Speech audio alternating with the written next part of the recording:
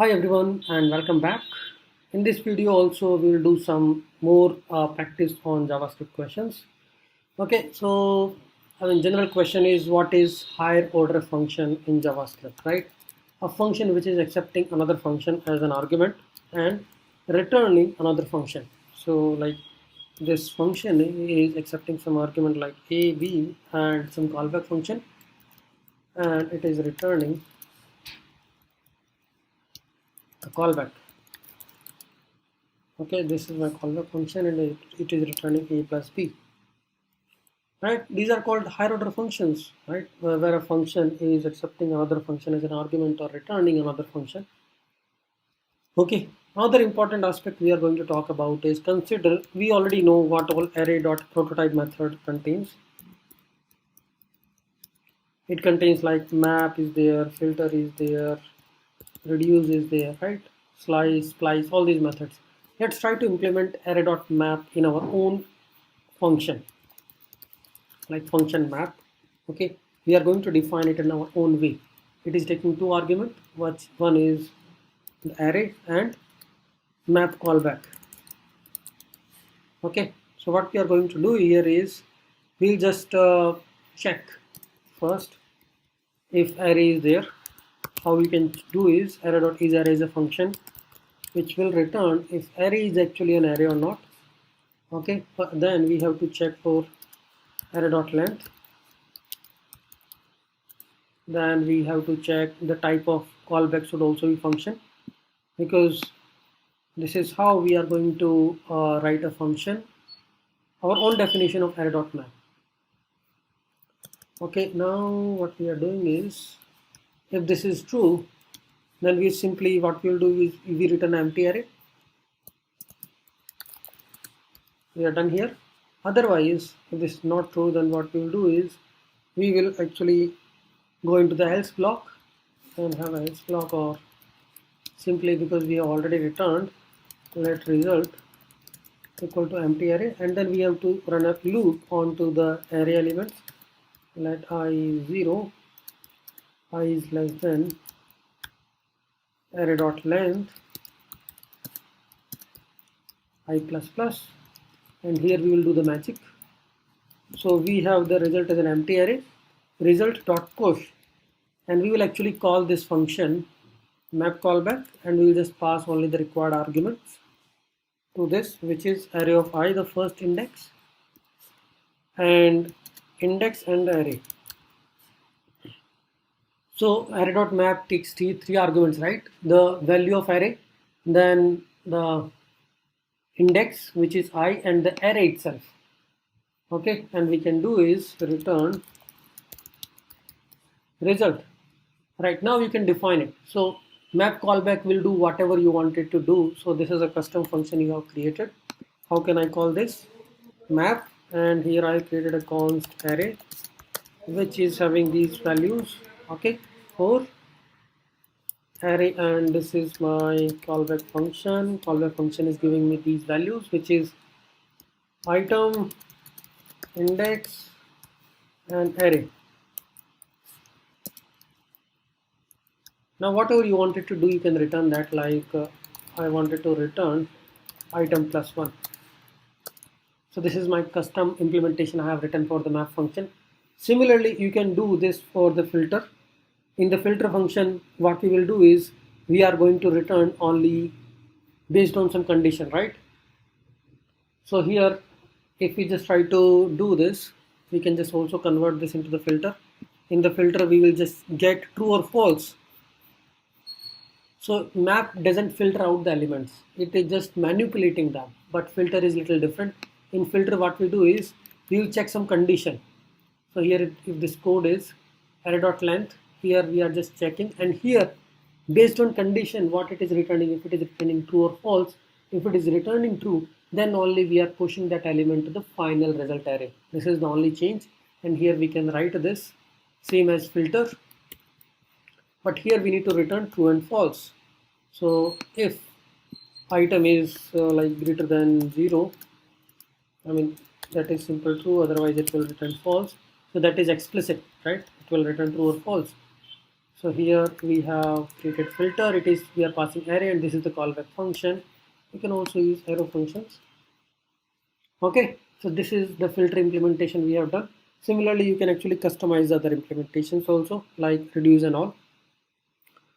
Now, okay, this is clear. Now we'll talk about other aspects, is arguments object. This is popular in JavaScript. Sometimes what happens is we wrote this function hello, and we are calling function hello with some values. So how can I capture all these values inside this function? I can actually do console.log arguments. This is representing all the arguments which you have passed in the function, even without declaring it, right? So these arguments will be an array, and here you can iterate on to the arguments and can print all the values which you are passing. So argument object is a collection of parameters values passed in a function. It is just an array-like object because it has a length property, and you can iterate on it, right? So this is how you can actually call it. You can actually iterate on it. Argument object exists on simple function except the arrow functions. So if you think about, like, okay, I create an arrow functions, and there also I can get, then you will get an error. So these are a little bit tricky questions. Here you can't do it, arguments, because argument is not defined. Okay, how can we create an object without a prototype? So it is simple, like with prototype, how we do it using object.create. How we create an object is simply object const x. This is also extending the prototype of capital O object, const y. If you do it with the object.create, there also you are actually extending the capital object. But if you just try to talk about object.create, it is capital O object null. These are called pure functions, right? Pure objects, because it is not extending anything from the prototype. Okay, so what else we can talk about is the ECMAScript, like ES6 features which are introduced. So ES6 are the popular concepts are like destructuring, rest parameters, spread operator, classes, arrow functions, and all these concepts. Generators, promises, object destructuring, and all. Okay, you should be aware about all this ES6. I'm not going to talk about it, is going to be lengthy. Okay, so you can talk about classes, destructuring, generators, iterators, classes, the module pattern, ES6 module patterns. Okay, so what let and const. I hope now you are familiar with let and const and var. Var is providing a function level scope. Let is providing only block level scope. Const is making the value constant, reference and value constant, but you can still change the properties of a reference object. Okay, so arrow functions are the another one, like we can simply talk about it. This is how we can write simple arrow functions in ES6. Okay, and there are many advantages of using arrow functions because they are providing the lexical this binding. So whereas sometimes you are not able to access this object, so just replace there with the arrow object. So in the arrow, when you are using arrow function, in that case, inside the body of arrow function, it is able to access the immediate outer scope. Okay, sometimes what happens is we have to explicitly bind this using dot bind, or in this way. In that case, you can just simply replace that code with the arrow function. Okay, what are classes and all? I hope now you are familiar with this, because earlier we were writing the constructors, now we are writing classes. So in ES5 we were doing something like this. Employee is a function.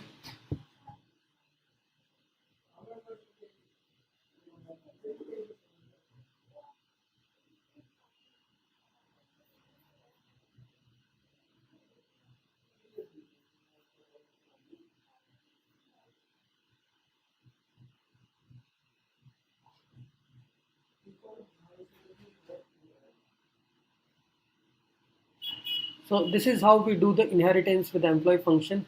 Like here we are setting the properties and calling the parent class function person.call, right? So this is indirectly the same way of doing inheritance in the classes. If we are doing it with the classes, then we will create a person class and then employee class, and then employee will be extending the person, and we are going to use a super keyword to call the parent class constructor.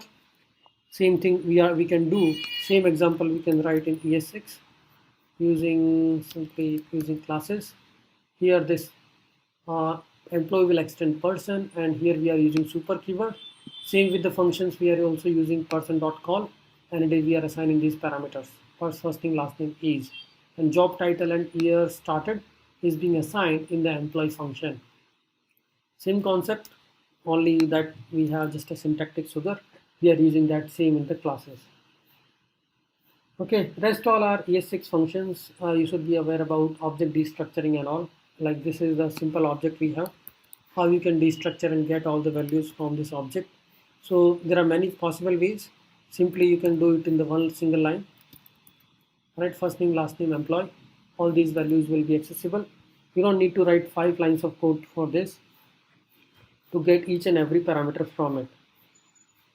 Okay, simply we have set and map also. Set is actually captures only non-duplicate values. Weak set, weak map, these are actually the concepts of ES6. And talking about the promises and all, we have already covered the promises, async-await and callback in depth.